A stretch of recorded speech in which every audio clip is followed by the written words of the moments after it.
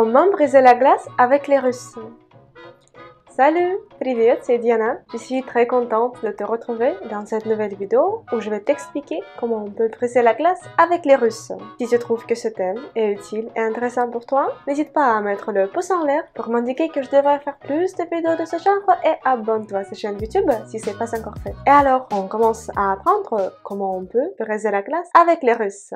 À l'étranger, on dit souvent que les Russes sont un peuple froid qui ne sourit jamais, ils peuvent paraître au premier abord même malveillants et méchants. Mais en réalité, ce n'est pas le cas et il te suffit de briser juste un peu la glace pour établir le contact avec les Russes. Et ensuite, les Russes vont devenir très généreux, très aimables et ils vont se plier en quatre pour t'aider. Par exemple, mes amis français m'ont plusieurs fois raconté la même histoire. Il a marché dans la rue, il se perdait, il savait pas dans quelle direction aller et alors il a essayé de demander le chemin à un Russe. Et il rencontrait parfois les Russes qui parlaient pas français, qui parlaient pas anglais et mes amis français, ils parlaient pas très bien les Russes pour expliquer en détail tout ce qu'ils voulaient. Cependant, après un geste facile, mes amis trouvaient un moyen pour briser la glace et ensuite les Russes faisaient tout ce qu'ils pouvaient pour aider les étrangers. Alors, mais qu'est-ce qu'ils ont fait, te demandes-tu? Je vais te le raconter, t'inquiète pas.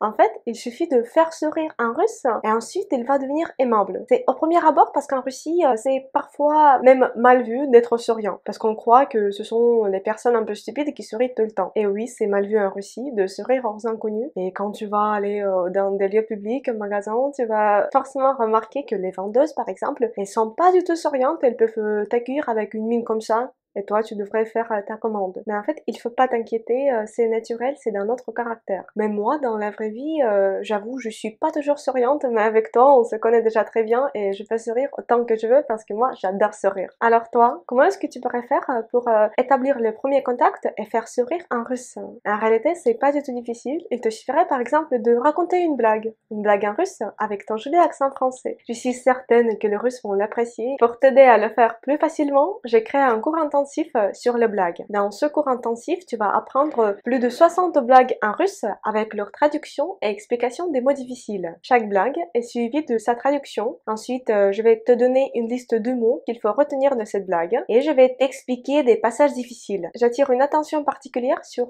l'emploi des prépositions, des cas et sur la prononciation. Par exemple, si on rencontre une préposition qui exige l'emploi d'un cas particulier, je vais attirer ton attention sur ce point et on va l'analyser. En outre, on examine la construction des phrases avec des cas. Par exemple, si tu te débrouilles pas très bien dans les cas, je vais t'expliquer à l'aide des exemples concrets dans quelle situation il faut employer un tel ou tel cas. Naturellement, tu vas aussi t'entraîner ta prononciation parce que je vais prononcer ces blagues à des vitesses différentes pour que tu puisses répéter avec moi, pour que tu puisses m'écouter et ensuite apprendre par cœur. Dans ce cours intensif, tu pourras trouver 63 blagues marrantes que j'ai trouvées et que j'ai adaptées à ton niveau et ces blagues, ils sont composés des mots utiles. C'est-à-dire il n'y a pas de mots qui sont pas employés en russe. Parce que tu sais, mes élèves rencontrent parfois dans des manuels des mots et ils comprennent pas leur signification et ils me demandent Diana, comment est-ce que je pourrais utiliser ou traduire tel ou tel mot? Mais en fait, quand je regarde ces mots, je comprends qu'ils sont pas du tout employés. Ils étaient employés par exemple une vingtaine, une trentaine d'années, mais de nos jours, c'est pas du tout employé. Et moi, j'ai basé ce cours intensif uniquement sur les mots que tu pourrais utiliser dès aujourd'hui dans la conversation de tous les jours avec les Russes. Il s'agit d'un cours vidéo qui dure 233 minutes. Comme il s'agit d'un cours déjà enregistré, tu pourrais le regarder quand tu veux, où tu veux et autant de fois que tu veux. Pendant la première semaine du lancement, tu pourrais bénéficier d'une réduction de 15% sur ce cours. Pour le faire, il te suffira de faire entrer le mot de passe blague. J'explique en détail comment le faire dans la description de la vidéo. Également dans la description de la vidéo, tu pourrais retrouver le lien vers ce cours intensif ainsi que vers mes d'autres cours intensifs. En complément, tu es libre de regarder et de télécharger mon guide gratuit qui te permettra d'apprendre tes premiers mots et phrases en russe. Le lien pour accéder se trouve également dans la description de la vidéo. Merci d'avoir regardé cette vidéo, je te souhaite de passer une excellente journée et pour l'instant, je te dis до свидания. Au revoir.